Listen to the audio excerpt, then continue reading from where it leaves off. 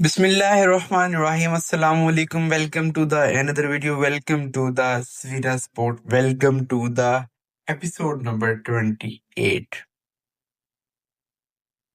पाकिस्तान की जितनी भी क्रिकेट टीम है ना, जितनी भी इंटरनेशनल क्रिकेट खेल रही है, चाहे वो T20 है, चाहे वो वनडे बैटर है, चाहे वो टेस्ट बैटर है, उनको चाहिए कि आज के ऑस्ट्रेलिया के एंड न्यूजीलैंड के मैच की हाइलाइट्स को देखें।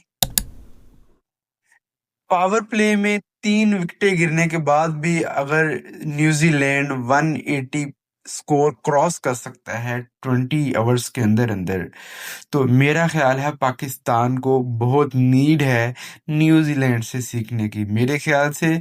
और इनको ये भी चाहिए कि आपको कुछ इस तरह का करना चाहिए जो कि उसके बाद ऑस्ट्रेलिया ने दिखाया। आज ऑस्ट्रेलिया और न्यूजीलैंड का फर्स्ट T20 था, जो कि आज ऑस्ट्रेलिया ने 16 ओवर में 186 का जो टारगेट था वो चेज कर लिया, जिसमें रॉबिन्सन न्यूजीलैंड की तरफ से एक्सीलेंट अनबिलीवेबल प्ले किया उन्होंने। 100+1 आई गेस 107 का उनका स्कोर था। और उसके बाद जो मिचेल मार्श मिचेल मार्श जो कि ऑस्ट्रेलिया के इस टाइम कैप्टन हैं, उन्होंने जो प्रॉपर पावर प्ले में से लेकर प्रॉपर 10 से 12 ओवर तक उन्होंने जो न्यूजीलैंड को हलाया, वो मैं कहता हूँ कमाल है। कैप्टन हो तो ऐसा हो। पाकिस्तान की टीम को, पाकिस्तान की मैनेजमेंट को, पाकिस्तान पे के पीसीबी की चेयरमैन को, उनको सीखना चाहिए भाई ऑस्ट्रेलिया की इन चीजों के बारे में कि उनका जो कैप्टन है वो किस रिदम के साथ प्ले कर रहा है, वो और न्यूजीलैंड का जो कैप्टन है वो किस रिदम के साथ प्ले कर रहा है। मेरे ख्याल से इनको बहुत ज्यादा जरूरत है। इट्स माय हम्बल रिक्वेस्ट, आप लोगों के आगे दो हाथ हैं भाई, ऑस्ट्रेलिया और न्यूजीलैंड की मैच की जाके हाइलाइट्स को जरा वॉच करें। उसके बाद आते हैं पीसीबी के, जो बहुत ही आजकल सॉल्यूशंस चल रहे हैं, बहुत ही आजकल सोशल मीडिया पे जो न्यूज़ हैं वो गर्दिश कर रही हैं कि उन्होंने बीपीएल के लिए पाकिस्तान के जितने भी बड़े स्टार्स थे उनके एनओसीज को सस्पेंड कर दिया है।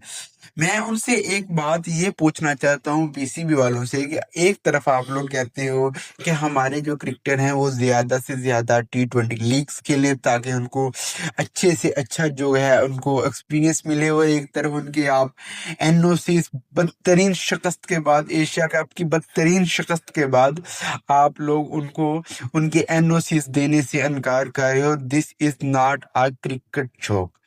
मेरी जान के छिलको, आप लोगों को चाहिए जो भी, अब आप लोगों ने पीछे कुछ दिन महीने पहले आपने देखा होगा आसिफ अली ने क्रिकेट से रिटायरमेंट ले ली। उसकी सबसे बड़ी रीजन क्या? एक प्लेयर है, उसको स्क्वाड में एंटर ही नहीं करते, और उस दूसरी तरफ उसको एनओसी भी नहीं देते। कहते क्या है कि भाई आप सिर्फ और सिर्फ पीएसएल खेलो और उसके अलावा अपनी डोमेस्टिक क्रिकेट खेलो। भाई इतने तो हम लोग प्लेयर पागल नहीं है कि आप लोगों के पीछे लग रहे हैं, आप लोगों के पीछे दुम हिलाते फिरें और आप लोगों के पीछे पीछे जाते फिरें।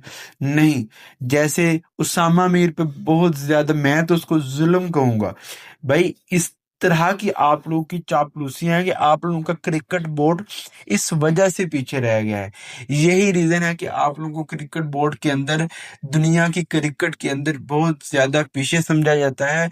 कोई भी बड़ी टीम अगर आपकी कंट्री के अंदर सीरियस खेलने आती है, अपने जो टॉप के बॉलर्स हैं, जो टॉप के बैट्समैन हैं, वो नहीं आते। यही सबसे बड़ी रीजन है कि आप लोगों को उनको एनओसीज नहीं देते, आप लोग उनको अपने बड़े बड़े से बड़े प्लेयर्स को एनओसी नहीं देते। आज आईसीसी की तरफ से कुछ रैंकिंग्स का मामला हुआ, रैंकिंग्स की लिस्ट को अपडेट किया गया, जिसमें से माशाल्लाह से साइम अयूब ने T20 ऑलराउंडर में नंबर 1 में अपनी रसाई जो है वो दिखाई है। भाई ये कहाँ की आप लोगों की नंबर 1 T20 का ऑलराउंडर है, मुझे ये बता दो।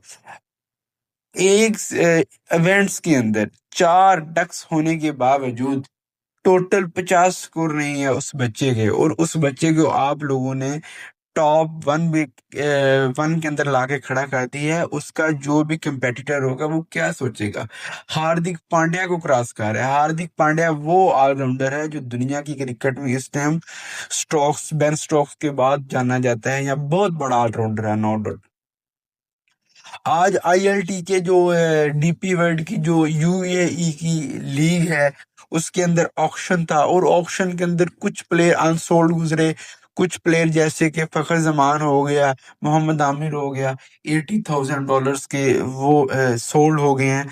मेरा नहीं ख्याल, अब आई डोंट नो क्या होता है क्या नहीं होता, लेकिन पाकिस्तान को चाहिए कि अपने इन जो यंगस्टर्स की टीम है ना, यंगस्टर्स के आपके जो क्रिकेटर्स हैं, एटलीस्ट उनको जो स्टार्स हैं उनको एनओसी प्रोवाइड करें, ताकि वो बीपीएल में या फिर आईएलटी में जाके अपनी एक्सपीरियंस हासिल कर सके। क्योंकि वहां पे तरह तरह की कंट्रीज के जो बॉलर्स हैं, तरह तरह की कंट्रीज के जो बड़े बड़े बैट्समैन हैं, वो प्ले करने आते हैं। उनकी तरफ देख के आप लोगों के लड़के भी कुछ सीखें।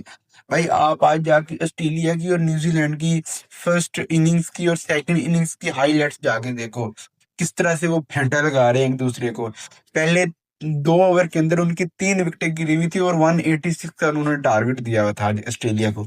और ऑस्ट्रेलिया उससे भी महान, उन्होंने 17 ओवर में जाके वो वाला रन जो है वो चेस कर लिया। यार क्या कमाल ही, मैं कहता हूँ कि ये है मॉडर्न क्रिकेट। आप पता नहीं कौन सी मॉडर्न क्रिकेट खेल रहे हो। कसम से, पाकिस्तान क्रिकेट का जब सोचते हैं ना कि यहाँ से दर्द स्टार्ट होती है और इस साइड पे आगे रुक जाती है। पता नहीं, उस तरफ वो पीसीबी का जो चेयरमैन है माशाल्लाह से, मोहसिन नकवी, पता नहीं उसको चेयरमैन बना दिया हुआ है। आई डोंट नो, माजरत करता हूँ कि पता नहीं कौन से मेरे मुंह से निकल कि उसकी एक क्रिकेट वाली जगह पे बनती ही नहीं है जगह, उसको क्यों पीसीबी का चेयरमैन बना दिया गया है भाई। किसी ने भी बनाया है, आई डोंट नो कि वो किसने बनाया है, लेकिन फॉर योर काइंड इंफॉर्मेशन वो दो दो तीन तीन जॉब्स नहीं कर सकता। एक तरफ वो आप लोगों का इंटीरियर मिनिस्टर बना हुआ है, दूसरी तरफ आप लोगों का वो पीसीबी का चेयरमैन बना हुआ है, तीसरी तरफ वो एसीसी एशियन क्रिकेट काउंसिल का चेयरमैन बना हुआ है। कहाँ किया आप लोग उसको। एक बंदा वो कहीं ना कहीं लैक लाजमी करेगा, नहीं भी करेगा तो वो ऑटोमेटिकली वो जो एवरेज ऑफ लेकेज है वो लाजमी आएगी। ये तो सारी पाकिस्तानी क्रिकेट का मतलब कि मैं कहता हूँ हाल है। बाकी इसकी तरफ क्या किया जाए। आज पाकिस्तान क्रिकेट टीम ने अपना प्रैक्टिस सेशन किया है। रिजवान एंड बाबर बहुत अच्छी, मैं कहता हूँ मोहम्मद रिजवान ने जो प्रैक्टिस की उससे नजर आ रहा था कि आगे आने वाले चंद दिनों के अंदर बाबर को और रिजवान को ऑन स्क्रीन इकट्ठे देखा जा सकता है। उसके अलावा बात करते हैं भाई, सईद अजमल ने इंटरव्यू दिया। सईद अजमल का कहना क्या था। उनका कहना ये था कि भाईजान, हमें 2009 के वर्ल्ड कप जीतने के बाद हमें पीएम पाकिस्तान की, प्राइम मिनिस्टर ऑफ पाकिस्तान की तरफ से एक एक हर प्लेयर को सेपरेट एक एक चेक वसूल हुआ, रिसीव हुआ, जो कि चेक की जो अमाउंट थी वो 25 लाख थी। मतलब कि उस दौर में, 2009 के दौर में 25 लाख का चेक जो है वो आज के 2 5 5 7 करोड़ के बराबर है। 5 to 7 CR के बराबर है, एटलीस्ट। अब उनका कहना है कि मैंने जब किया और उसके बाद उनको कहीं सीरियस में जाना था और उन्होंने बैंक में गया, वो गवर्नमेंट का चेक था। प्राइम मिनिस्टर तब के जो मेरा ख्याल है प्राइम मिनिस्टर थे वो यूसुफ रजा गिलानी साहब थे। उन्होंने चेक दिया 25 लाख का, और वो बैंक में चेक करवाने गए और बैंक वालों ने बोला कि भाई आपका चेक तो बाउंस हो गया। वो सोच में पड़ गया। वो कहता है कि भाई हम सोच में पड़ गए कि गवर्नमेंट का चेक बाउंस हो गया, तो हम कौन से मुल्क में रह रहे हैं। और वो गवर्नमेंट से हम लोगों ने थोड़ी सी कांटेक्ट किया, और कांटेक्ट करने के बाद हमें पता चला कि वो आपको जो चेक है वो आपका जो पीसीबी का चेयरमैन है वो देगा। और अतला के मुताबिक तब 2009 का जो पीसीबी का चेयरमैन था वो एक्स क्रिकेटर था पाकिस्तान का, इजाज बट। अब इजाज बट जो है वो 2023 में तो खैर उनकी डेथ हो गई, अल्लाह उनकी मगफरत फरमाए। उनके पास गए और उनके पास उनका आगे से आंस क्या था। भाई ये गवर्नमेंट के मामला था, ये आपको नाम गवर्नमेंट ने दिया, ये आपको पीसीबी ने नहीं दिया, तो गवर्नमेंट आपको देखेंगे। अब गवर्नमेंट भेज रही है इजाज भट्ट साहब के पास, इजाज भट्ट साहब भेज रहा है आपको गवर्नमेंट के पास। तो ये उसने बोला कि ये कौन से कॉन्फ्लिक्ट में पड़ गए हैं, पता ही नहीं चल रहा कौन सा मुल्क है, क्या क्रिकेट है। ये तो पाकिस्तानी क्रिकेट का हाल है। तो खैर, अगर तो आप लोगों ने इन फ्यूचर में आप लोगों ने क्रिकेट की तरफ जाना है, और क्रिकेट की तरफ आने से पहले और जाने के बाद भाई आप लोगों को कुछ चीजें सोचनी पड़ेगी। इन चीजों इस तरह की आप लोग जो आप लोगों की क्रिकेट टीम की एवरेज चल रही है, पावर प्ले की आप लोगों की 44-45 की एवरेज है। 36 बालों में 45 स्कोर आप लोगों ने पावर प्ले में बनाना, तो आप लोगों ने क्रिकेट कहाँ की क्रिकेट खेलनी है, पता नहीं कौन सी क्रिकेट खेल रहे हो। आप लोग देखो, आगे 2026 के स्टार्ट में वर्ल्ड कप आ रहा है। हर बंदे का 15 रुकनी स्क्वाड, हर कंट्री का 15 रुकनी स्क्वाड जो है वो फिक्स है। आप लोगों को अभी तक यही नहीं पता कि आप लोगों ने कैप्टन कौन सा अनाउंस करना है। और आप लोगों के कैप्टन तो दूर की बात, आप लोगों को यही नहीं पता कि आप लोगों ने 11 बंदे जो हैं वो कौन से ग्राउंड में उतारने हैं। 15 आना का नहीं पता तो 11 का कहाँ से पता होगा। खैर, इन चीजों में पाकिस्तानी क्रिकेट बोर्ड को सोचना चाहिए। काइंडली हमारी और हमारी ऑडियंस की 25 करोड़ आवाम जो कि क्रिकेट को बहुत शदीद तरीके से देखती है, आप लोग उनका बार बार दिल तोड़ते हो। खुदारा आप लोगों से रिक्वेस्ट है, इस क्रिकेट को खुदारा अच्छी तरह से इसको करो। और अगर नहीं, तो आप लोग एटलीस्ट अपना जो पीसीबी का चेयरमैन है उसको सही तरीके से यूज करो। हम मानते हैं कि मोहसिन नकवी साहब एक अच्छे पीसीबी के चेयरमैन साबित हुए हैं in the history of past, past की हिस्ट्री में। लेकिन एटलीस्ट आप लोग उसको बनाएं जिसको सिर्फ पीसीबी चेयरमैन की सीट ही मतलब दी जा रही हो।